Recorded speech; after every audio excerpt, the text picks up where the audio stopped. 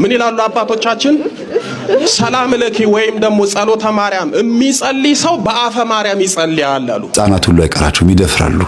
ለሀብት ለንብረት ብለው የሚዋረሱ ሰዎች ለዚህ ነው ህፃናትን የሚደፍሩት። ሚስት ሌላ ዓለም ፈጥራለች፣ ባል ሌላ ዓለም ፈጥሯል።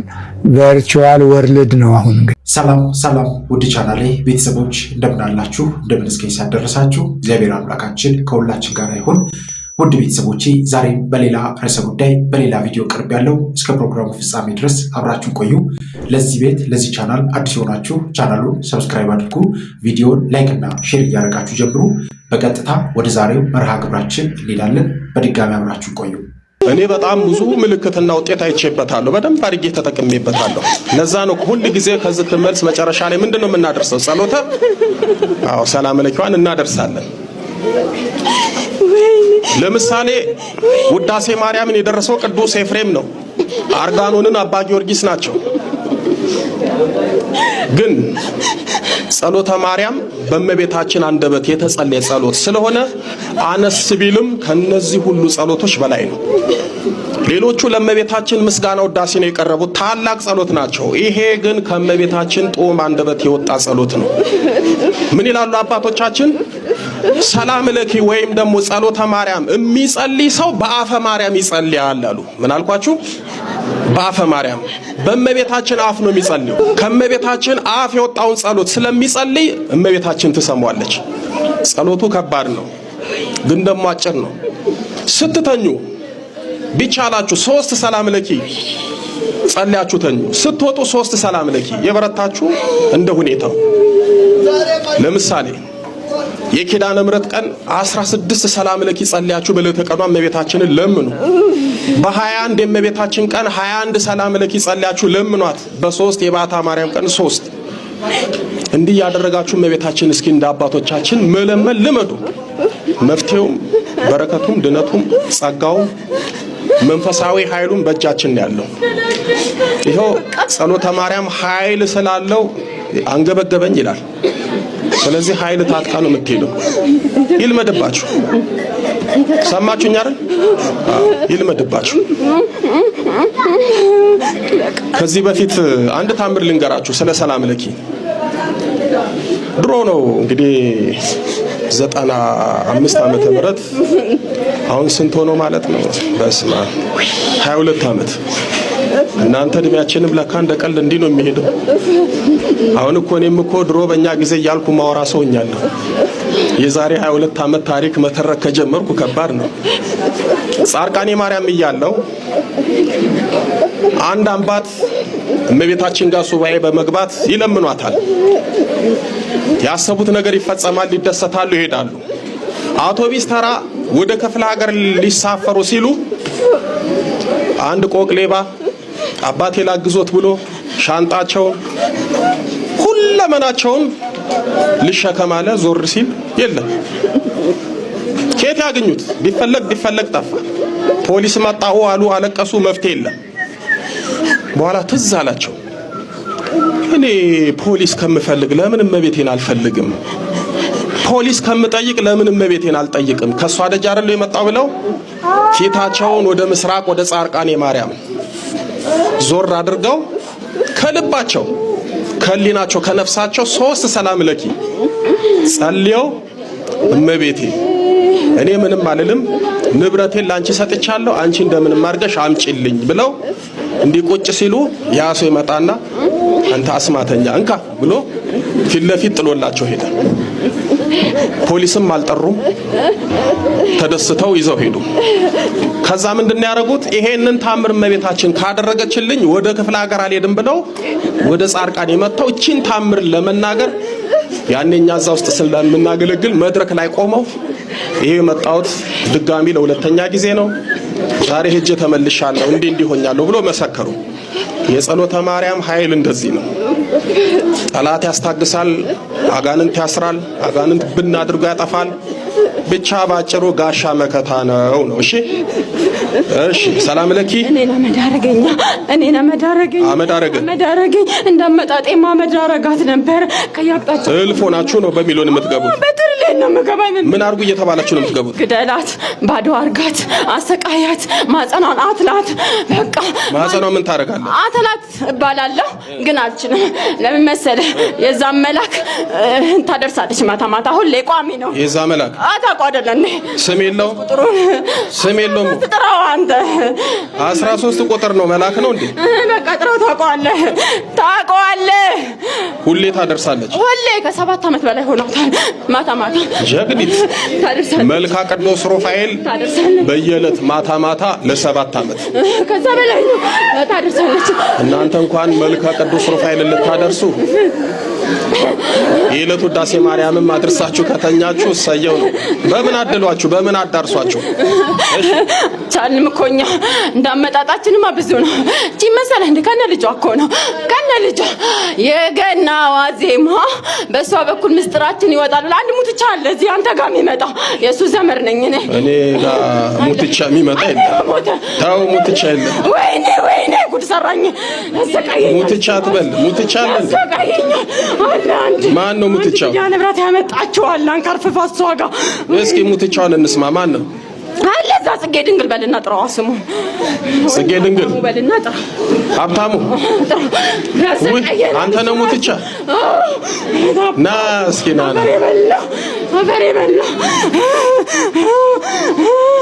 ከሱ ዘመድ በ37 ደብተራ ተደገምን እሷንና ልጇን ግደል ተብለን ለምን ምስጥራችን ሊወጣ ነው እሷንና ልጇን ግደል አየች በህልም አንተና እዛ 41 ያለውን ደሞ አለ 41 ያለውን ታውቀዋለህ እሱን ሁለቱም በህልም አየች እንዴ ዛሬ ምን ሆኜ ነው ቀሲስና አባናየዋቸው በጸሎት አሰቡኝ እንዳለች እዛን ቀተና ያዝና አንድ ቀን እኮ አናድርም ወዲያው ነው የምንያዘው ወዲያው እንያዛለን ይሄው መጣ አፈር አባቱ ይብላኝ ነው ማየት አልፈልግም አፈር አባቱ አይበላ የመድኃኒዓለም ዝክር ነው የሚበላው እንጂ ያንናት እሱን ማመጣችብኝ ዘወራስላት ደህና ነህ ታግዛታለህ ሙትቻ እያለን ዘንበለ አይነጥላለሁ ከሱ የተሳብኩ እሺ እዚህ ያለው አይነጥላለሁ ታግዛታለህ ያው እንተጋገዛለን እንጂ ይሄው ያንከራተተ ያመጣኛል ያንከራተተኛል ወዴት ነው ይዛት የምትሄደው ያው አቅም በፈቀደ ያሉበት ጸበል ሁሉም ጋር እንሄዳለን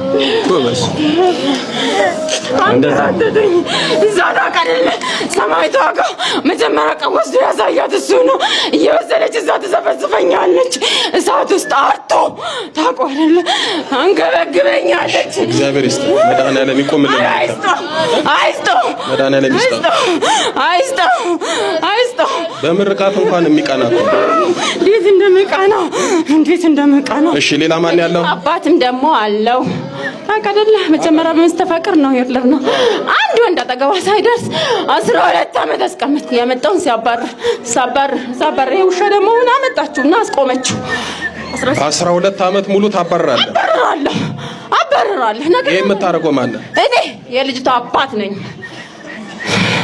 የልጅቷ አባት በመስተፋቅር ነው ዝም በል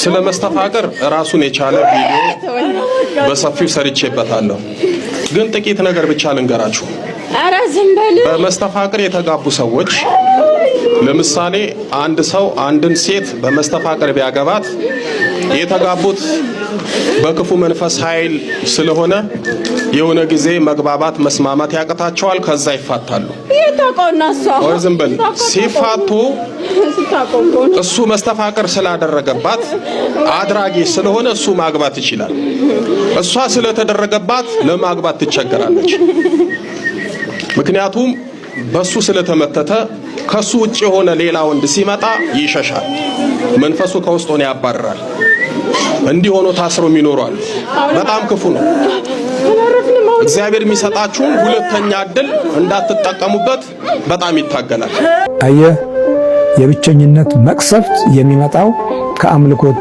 ስንርቅና የቤተ እግዚአብሔር መንፈሳዊ የእውቀት ትምህርት ባነሳቸው ባነሳቸው አመራሮች እጅ ውስጥም ስንወድቅ ምርጫችን ወደ ሰይጣኒዝም እየተጓዘን ሀብትን፣ ገንዘብን ፍለጋና ስሜታችንን ከሌሎች ዓለም እየወሰድን የሌላውን ዓለም መንፈስ ስሜታችን ማድረግ የመሳሰሉት ችግሮች ጎልተው የሚታዩብን አደጋዎቻችን ናቸው።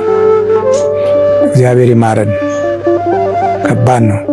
እግዚአብሔር አምላክ አለ ሰው ብቻውን ይሆን ዘንድ መልካም አይደለም። ሰው እና ሰይጣን ለብቻህ ያገሉሃል። ለብቻህ ስትሆን ምኞቱ ይጠፋሃል። ከዛ በኋላ ውስጥህን ማድመጥ ስትጀምር መናፍስታዊ ሹክሹክታዎችና መናፍስታዊ ድምጽጣዎች ትሰማለህ። ከውስጥ ታደምጠዋለህ። ድምጽጣ ምንድነው? ታደምጠዋለህ። እያደመጥከው ስትመጣ ትለምደውና እናትና አባትህን አልለመድክም፣ ትታሃቸዋል፣ ንቃሃቸዋል፣ ወደዛ ብልሃል። መንፈሱ ይህንን ግፊት አጠናክሯል። ከዛም ወዲህ ላንተ የብቸኝነት ቦታህ፣ ስልጣንህ፣ መንግስትህ አልጋ ትሆናለች እና ክፍልህ ትሆናለች። ስለዚህ ብቸኝነትን ለመቃወምና ለመቋቋም የጋራ ጸሎትና ጉዳዮችን በጥልቀት ፊት ለፊት ለመነጋገር የሚያስችል መንፈሳዊ የፍቅር ንግግሮች ዛሬ ያስፈልጉናል። ሚስት ሌላ ዓለም ፈጥራለች፣ ባል ሌላ ዓለም ፈጥሯል። ቨርቹዋል ወርልድ ነው። አሁን እንግዲህ ልጆች እናት አባቶቻቸው ጋራ መወያየት፣ መነጋገር፣ የሐሳብ ልውውጥ በእምነት እና በቃለ እግዚአብሔር ውስጥ ያሉትን ምርጥ የህይወት መርሆችን በባህሪያችን ላይ ካልያዝንና ካላስተዋል ነው ዓለማችን በቀላሉ የምንለከፍበትን ስርዓት ዘርግቶልናል። ዛሬ አለ ሞባይል የሚነቃነቅ ሰው የለም። ሞባይልን ሱስ አድርገነዋል። ግን በጣም የሚገርመው በሞባይል የዓለም የመገናኛው ሁኔታ በቅጽበትና በሰከንድ ውስጥ ያህል ሆኖ ሳለ እንኳ መፋቀር የምንችልበት ድምፅ አለመውጣት መቻሉ አሳዛኙ የጥፋት ነጸብራቅ የባህሪያችን ኃይል መሆኑ ነው። እግዚአብሔር ይማረን። ድሮ በደብዳቤ ተጻጽፈው በፖስታ ተላልከው በሐሳብ እና በቃላት ጽሑፍ ናፍቆታቸውን ሲገልጹ በታላቅ ፍቅር ከታላቅ ፍቅር ጋር ነበር የሚሉት። ዛሬ ለቢው አይለቢው እንላለን። ለቡ የለም። ለቡ ሳይሆን ዶፉ ነው ያለው። የጥላቻና የክፋት ዶፍ ለባ አይደለም ያለው። አደገኛ ነው በእውነት። ስለዚህ ቤተሰባዊ መተያየትን ራሱን የቻለ የሰዎች የህይወት ሐሳብ መለዋወጫና የፊት ገጽ ፍቅሮችን በባህሪያችን ውስጥ እንደ ፎቶግራፍ አንስተን የምናስቀምጥበት መርህ ነው። ሰው ብቻውን ይሆን ዘንድ መልካም አይደለም። ሰው ብቻውን በሚሆንበት ጊዜ የፊት ገጹ ከድህረ ገጾች ጋር የተያያዘ ስለሆነ ከመናፍስት ጋር ይጫወታል። ከመናፍስቱ ዓለም ጋር ይኖራል። ለእውቀት የሚጠቅሙትን ጉዳዮች አንድ ሌላ ነገር ነው። እሱን ማለት አይደለም። በባህሪ ላይ እንደሱስ ሆነው ማንነትህን የሚቀሙህ ነገሮች ግን ራሱን የቻለ የውድቀት ገጽታን አጉልቶ የሚያመጣ ጥፋት መሆኑን እንድንገነዘብና እንድንለይ ነው። ምንድነው የሚልህ የሰውዬ ማለት አይቀርም። ግን አንተም ብቸኛ ነህ።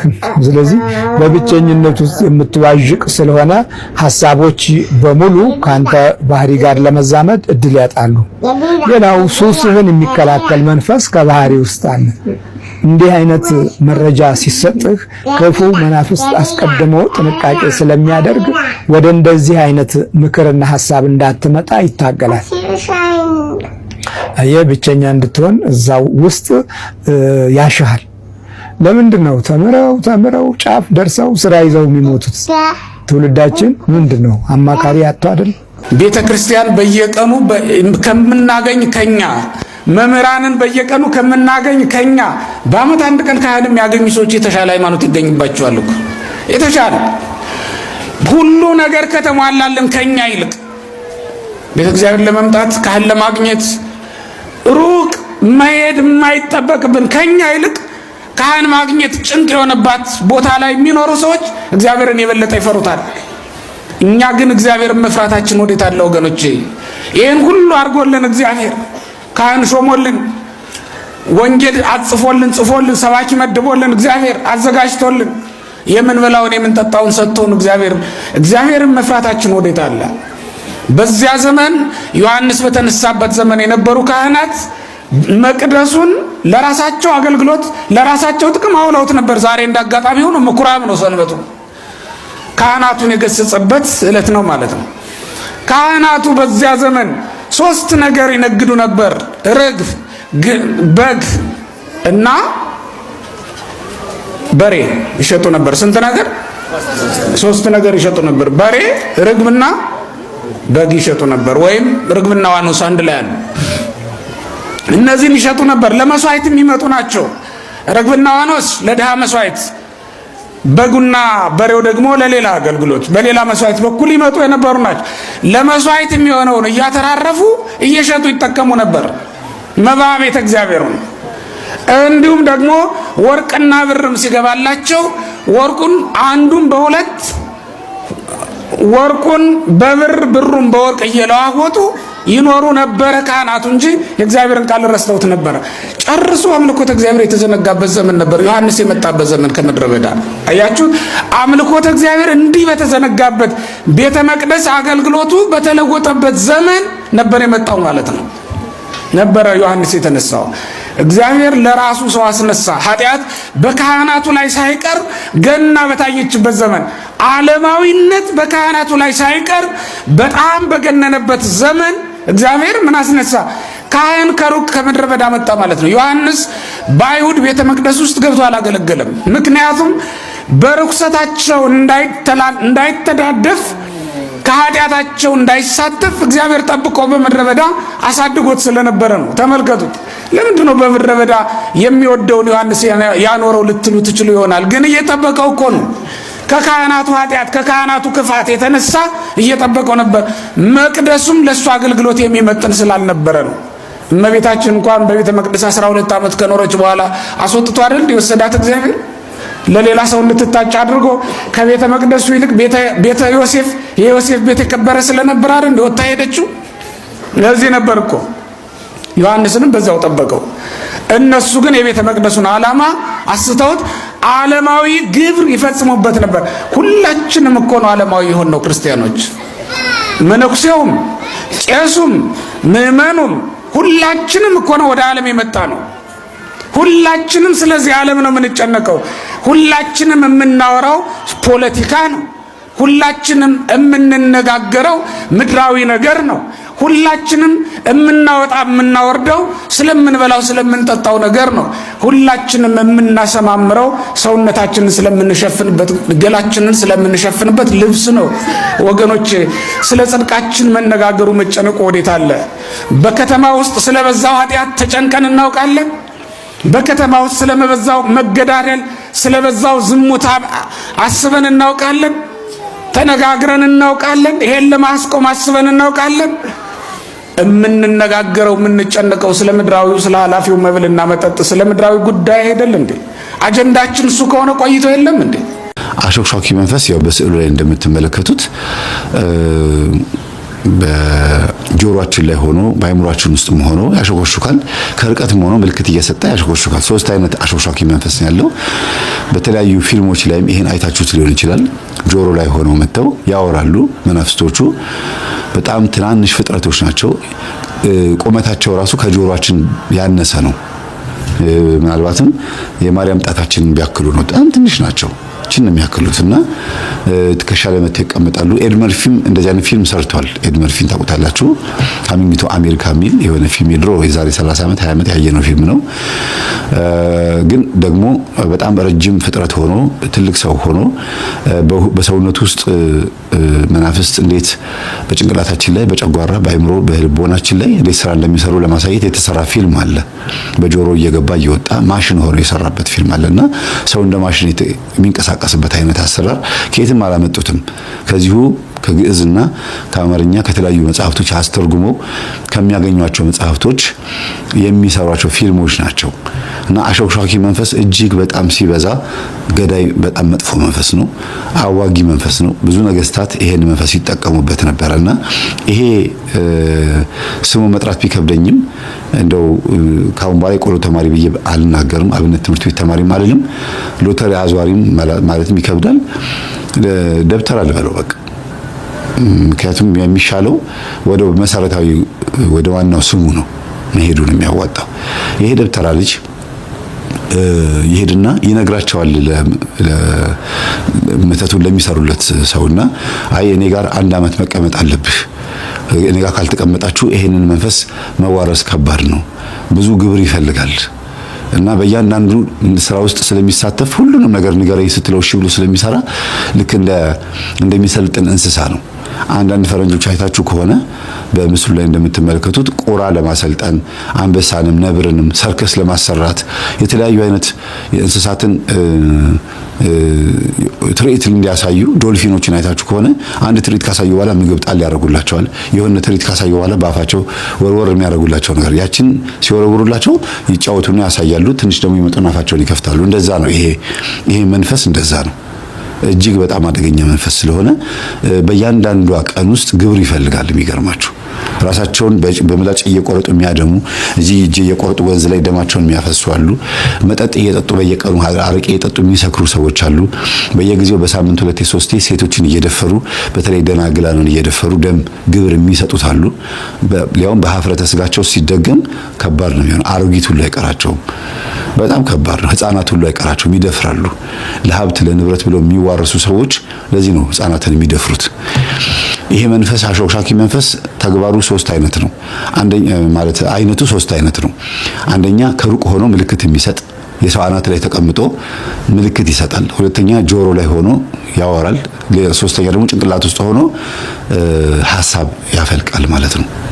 ይሄ መንፈስ መኖሩ ምልክቱ ሁልጊዜ ክፉ ሐሳቦችን እያፈለቅን ሰዎች የሚጎዱበትን የምቀኝነትና የክፋት ስራዎችን በተለይ ብሔርተኝነትና ዘረኝነት ላይ ማተኮር ስራ እንደዚህ ነገር ላይ ያተኮራል፣ ይሰራል። ሌላ ጊዜ ስለ አሾክሿኪ መንፈስ በደንብ አድርጌ እመጣበታለሁ። ምክንያቱም ለምን እንደዚህ ነገር ላይ እንደሚሳተፍ ሁሉ እነግራቸዋለሁና ይሄን መንፈስ ተዋርሶ ከ1 አመት በኋላ ከዛ የደቡብ ልጅ ጋር መተው በቃ በጣም መንፈስ ብዙ ነገር እንደሚሰራ አምነው መተው የሚገርማችሁ ብዙ ወርቅ አወጡ። እኚህ ሰው ነግረዋቸዋል። እኔ የዛሬ 15 አመት የዛሬ 20 አመት ይሄንን መንፈስ ተዋርሼ የምትሉት ቦታ ላይ ሄጄ ወርቅ አውጥቼ ተጠቅሜያለሁ። ወርቁን ግን ተጠቅሜበት የሚያስፈልጉት ነገሮች አድርጌ ለመንፈሱ ተገቢ ግብር ስላልሰጠሁት ደህና አድርጎ አድቅቆኝ እንደገና በብዙ ይቅርታና በብዙ ግብር ተዋርሼው ነው እንደገና አሁን ይሄን ሁሉ ስራ መሰራውና ተጠንቀቁ ብለው ነግረዋቸዋል። አንድ በሉ። ሁለተኛ የሰጧቸው እጽ ደግሞ አለ። ሜርኩሪ የሚባለውን ነገር ለማውጣት ሜርኩሪ የሚባል ነገር አለ። ያንን ሜርኩሪ የሚባለውን ማዕድን ለማግኘትና ለማውጣት እጅግ በጣም ጥልቅ የሆነ ዋሻ ገብተው ከርኩሳን መናፍስት ጋር ተጋፍጠው ከስጋ ለበስ አጋንንት ጋር ተጋፍጠው የሆነ በእጅ የሚያዝ ቅጠል አለ፣ የሚጨስጨስ አለ። መንፈሱ እንዳይተናኮል ተብሎ እሱን ተይዞ ምናምን ነው የሚገባውና ያን ሁሉ ሰጥተዋቸው ነው የመጡት። አለ የተባለ ቦታ ላይ ሄደው ይሄን በማውጣት ባጭሩ ሀብታም ለመሆን ጥረት ለማድረግ ማለት ነው። እና ይሄንን ታሪክ የሚገርመው ደግሞ አብዛኞቹ በቤተ ክርስቲያን ውስጥ ያሉት ካህናት ይሄን ጉዳይ ያውቁታል። መብረቅ ሲወድቅ የመታው ቦታ ላይ መሬቱ ላይ ሜርኩሪ ይገኛል ተብሎ ይታሰባል እና መሬቱ መብረቁ የመታውን ድንጋይ ወደ ሜርኩሪነት ይቀየራል ምናምን ሌሎች ተረቶች አሉ ብዙ። እንደዚህ አይነት ነገሮች በፍጹም ሐሰት ናቸው፣ ውሸት ነው። እውነት የሚባል ነገር የለም። ምክንያቱም አጋንንት ሰዎችን ለማጥመድ የሚጠቀምበት የተዋርሶ መንገድ ነው።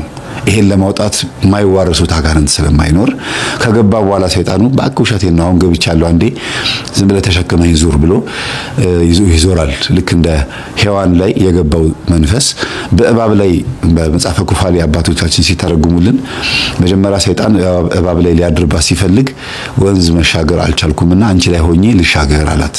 ከዛ እባብ ይሻለችው እግር ነበራት የዛን ጊዜ ይባላል።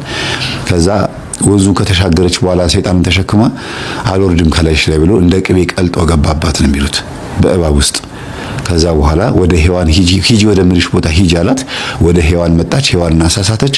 ከዛ በኋላ ደግሞ ሔዋን ላይ ደግሞ ሆኖ በሰው ላይ ገብቶ ደግሞ አዳምን አሳሳተ። መጀመሪያ የገባው ማለት ነው ሔዋን ላይ ነው፣ በሔዋን ልብ ውስጥ ገብቶ ከዛ በኋላ ደግሞ በሔዋን ድምጽ በኩል አዳምን አሳሳተ። ለዚህ ነው ለዘፍጥረት 6 ላይ እንዲሁም መጽሐፈ ሄኖክ ምዕራፍ 2 ላይ ለፍጥረት መሳሳት ምክንያት ሔዋን ነች ሲባል አጋንንት የሰውን ሴቶች ልጆች መረጡ ነው የሚለው።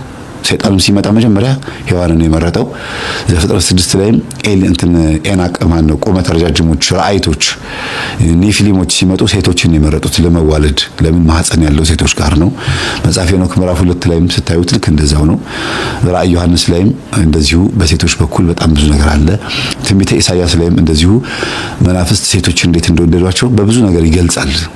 በሞቴል ጠይቃቸው መጽሐፍ ቅዱስ እንዲህ ይላል ባጭሩ፣ አልዓዛርን ሞተ፣ መላእክትም በአብርሃም እቅፍ ወሰዱት ይላል። ወዴት? ወደ ሰማይ። እሺ አልዓዛርን ሞተ፣ ከዛስ መላእክትም ወደ አብርሃም እቅፍ ምን አሉት? ስለ ባለጸጋው ሲናገር ምን ይላል መሰላችሁ? አካፍሎ አያውቅም። አልዓዛር አፍንጫው ስር ተመልክቶት አይቶት አያውቅ። ከዛ ምን ሆነ መሰላችሁ? ስለ ባለጸጋው ሲናገር ባለጸግነት በራሱ የሚነቀፍ ነገር አይደለም። አደራ ሶጣ ጥቂት ባለጸጎች መጣችሁ አንገቴን እንዳታንቆኝ። ባለጸግነትን አይደለም ምን ነቅፈው፣ ንፉግ ባለጸግነትን ነው ምን ነቅፈው። እየሰማችሁኝ ነው? ቃለ ማካፈልን ነው ምን ነቅሰው። ስለ ባለጸጋው ሲናገር መጽሐፍ ቅዱስ ምን ይላል መሰላችሁ? ባለጸጋው ግን ሞተ ካለ በኋላ ተቀበረ ይላል። ሰምታችሁኛል? እስኪ ልጠይቃችሁ፣ እንደ አልዓዛር መሆን ትፈልጋላችሁ? እንደ ነዌ እንደ ባለጸጋው? ጮክ ብላችሁ ንገሩኝ። የምራችሁን ነው? አልዓዛር እኮ በደዌ ነው ዘመኑን የጨረሰው። ሰምታችሁኛል? አልዓዛር እኮ ዘመኑን በድህነት ነው የጨረሰው። እንደ አልዓዛር ወይስ እንደ ነዌ? ምን ነው ድምጻችሁ ሳሳ? ድሃ እኮ ነው። ይሁን እንደ አልዓዛር እንዴ? ውሾች ቁስሉን ሲልሱለት የሚያባረርበት እኮ ጉልበት አልነበረውም። እንደ አልዓዛር እንደ ነዌ? የምራችሁን ነው? ተው። ኧረ ደህና ናቸው እነዚህ። አልዓዛር እኮ የሚጠጋበት ቤት የሚበላበት ምግብ የለውም እኮ። እንደ አልዓዛር እንደ ነዌ? የምራችሁን ነው? እኔ እየተደነቅኩ ነው በዚህች ምሽት። ለምንድን ነው ግን እንደዚህ የመረጣችሁት? ለምን? ከድህነት ጋር ደዌ፣ ከደዌነት ጋር መተው፣ ከመተው ጋር ቁስል። አሳማሚዎቹና ተንከባካቢዎቹ እኮ ውሾች ናቸው። የአልዓዛር እንደ አልዓዛር ወይስ እንደ ነዌ? የምራችሁን ነው? ለምን? ምን አንዲት ቃል ያሸነፈቻችሁ በእርግጠኝነት ምን የምትል? አልዓዛርም ሞተ፣ መላእክትም በአብርሃም እቅፍ። ፍጻሜውን አይታችኋል? ፍጻሜ ጅማሬ። እንግዲህ አውሳታችሁን ወደ ሰማይ ላኳት። በአመፃ ገንዘብ ለራሳችሁ ወዳጆችን አብጁ፣ በሰማይ ይቀበሏችኋል። እየሰማችሁኝ ነው? እቅፋቸው ውስጥ ትገባላችሁ። መልአከ ብርሃን ሰላም፣ የመጨረሻ ንግግሬ። መልአከ ብርሃን ሰላማ የሚባሉ ኢትዮጵያ ውስጥ ይኖሩ ነበር አሉ በጥንቱ ዘመን። እና ምን ያደርጋሉ መሰላችሁ? ዋና ስራቸው መመጽወት መስጠት ነው። ስጦታ ነው ዋና ስራቸው። እየሰማችሁኝ ነው? ከዛ ያዩዋቸው ሰዎች ምን አሏቸው መሰላችሁ? አንተ መልአከ ብርሃን፣ አቤት፣ እንደዚህ ሀብትህን የምትበትነው ገንዘብህን እንዴት ብትጠላው ነው? አትወደው አሏቸው አሉ። ባትፈልገው ነው እንደዚህ የምትበትነው አሏቸው አሉ። መልአከ ብርሃን ምን ብለው መለሱ አሉ? እኔን ልጆቼን ኋላ ወደ ምን ሄድበት ሀብቴንና ንብረቴን አስቀድሜ ብልከው ወደድኩት ወይስ ጠላሁት አሏቸው አሉ። ወደዱት ወይስ ጠሉት? ወደዱት ወይስ ጠሉት? ኋላ ወደ ምን ሄድበት አስቀድሞ መላክ ጥሩ ነው ጥሩ አይደለም? ሀብታችሁን ከፈለጋችሁ ንብረታችሁን ከፈለጋችሁ አስቀድማችሁ በድሆች እርቃን ላይ በድሆች ሆድ ውስጥ አስቀድማችሁ ወዴት ላኩት? ወዴት ላኩት? ይልቁንም በዚህ ዘመን አደራ ብዙ እየተወቃቀስ ብዙ እየተወጋገዝ እየኖርን ሊሆን ይችላል። እውነት ነው፣ ሁሉ ነገር ከብዷል። አንድ ነገር በማድረግ ግን አንዳችን ለአንዳችን ማቅለል ይገባል። እንተሳሰብ። ይቆየን። የእግዚአብሔር ቸርነት፣ የእመቤታችን አማላጅነት፣ ቅዱሳን በረከት ረድኤት አይለየን። እንድንኖረው እግዚአብሔር ይርዳ።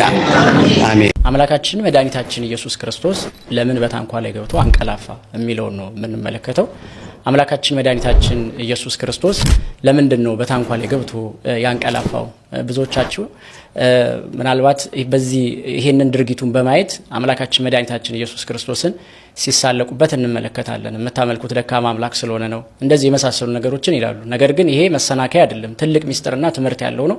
ጌታችን ለምንድን ነው በታንኳ ገብቶ ያንቀላፋው የሚለውን ስንመለከት መጀመሪያ ለአጽድቆተ ትስብእት ነው ብለው አባቶቻችን ይነግሩናል። ለአጽድቆተ ትስብእት ማለት ፍጹም ሰው ፍጹም አምላክ መሆኑን ለማስረዳት። ምክንያቱም ክርስቶስ ቀን ያስተምራል፣ ማታ ይተረጉማል። ስለዚህ እንደገና ምንም ማረፊያ ጊዜ ከሌለው ወይም ደግሞ ሲተኛ ካላዩት ይሄማ ምታት ነው፣ ሰው ቢሆን ኖሮማ ደክሞት ይተኛ ነበር ብለው እንዳይጠይቁ ክርስቶስ ሲያንቀላፋ ሲተኛ ታይቷል። ሁለተኛ ምን ያህል ራሱን ድሃ እንዳደረገ የሚያሳይ ነው ማለት ነው። ክርስቶስ ምንም የሚያርፍበት ቦታ የለውም፣ ራሱም ተናግሯል። ለአዋፋት ጎጆ አላቸው፣ ለቀበሮችም ደግሞ ጉድጓድ አላቸው፣ ለሰው ልጅ ግን ጎኑን የሚያሳርፍበት መኝታ እንኳን የለውም ብሎ እንደተናገረ ክርስቶስ ፍጹም ድሃ ስለሆነ የተመቸ ቦታ ሲያገኝ ተኝቷል። ምን ያህል እንግዲህ ምቾት በሌለው ስፍራ እንደሚኖር የሚያሳይ ነው ማለት ነው። ለምሳሌ የኔ ፍራሽ በጎዳና ለሚኖር ሰው ቅንጦት ሊሆን ይችላል። ደግሞ በጎዳና የሚኖር ሰው ፍራሽ ለአንድ ገዳማዊ ወይም ደግሞ በብቱና ለሚኖር ሰው ቅንጦት ሊሆን ይችላል ማለት ነው። ክርስቶስም ፍጹም ድሃ ስለነበረ ያቺ ታንኳ ስትመቸው እዛ ላይ ተኝቷል። ሌላኛው ትሕትናን ለማሳወቅ ነው ወይም ደግሞ ትሕትናን ለማስተማር ነው። ይሄ ማለት ነው ትሕትናን ለማስተማር ነው ሲባል ሰው ሲያንቀላፋ ሲተኛ ወይም በእንቅልፍ ሰዓት ላይ ፕሮቶኮል የሚባል ነገር አይጠብቅም። ሊያንኮራፋ ይችላል፣ አፉን ሊከፍት ይችላል፣ የመሳሰሉ ጉዳዮች። ክርስቶስ እንግዲህ ምን ያክል ትሕትናን እንዳስተማረን በዚህ መመልከት ይቻላል። ሰው ሲተኛ ፕሮቶኮሉን አይጠብቅም። ሌላኛው ክርስቶስ ያንቀላፋው ምን ያህል በትጋሃ ሌሊት እንደሚያሳልፍ ማሳያ ነው። ቅድም እንደተነጋገር ነው ክርስቶስ ቀን ሲያስተምር ማታ ሲተረጉም ነው የሚያድረው። ምንም የሚያርፍበት ጊዜ የለውም። አንዳንድ ጊዜ እኛም በቤተ ክርስቲያን አገልጋዮች ላይ የምንለው ነገር አለ።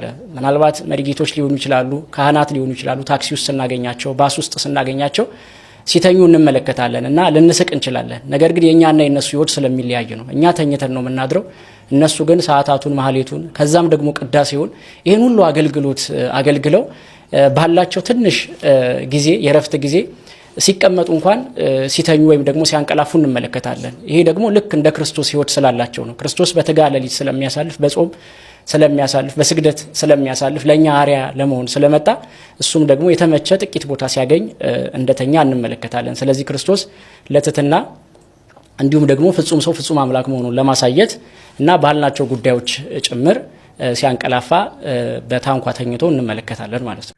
በመጨረሻም ውድ ቤተሰቦቼ በዛሬው ቆይታችን በዛሬው ትምህርቶቻችን እነዚህንና መሰል ጉዳዮችን ለመዳሰስ ለማየት ሞክረናል።